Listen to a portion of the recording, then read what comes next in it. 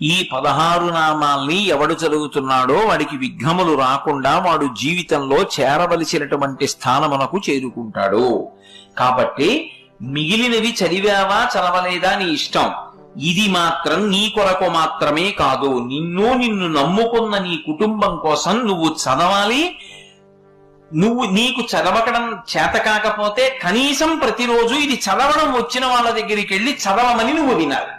చెప్పి సుముఖశ్చైకదంతశ్చ కపిలో గజకర్ణకః లంబోదరశ్చ వికటో విఘ్నరాజో గణాధిపః ధూమకేతుర్గణాధ్యక్ష ఫాలచంద్రో గజాననః వక్రతుండ శూర్పకర్ణో హీరంబ స్కందపూర్వజః షోడశైతాని నామాని యప్పఠేత్ శృణుయాదపి విద్యారంభే వివాహే చ ప్రవేశే నిర్గమే తథా సంగ్రామే సర్వకార్యేషు విఘ్నస్తస్య న జాయతే.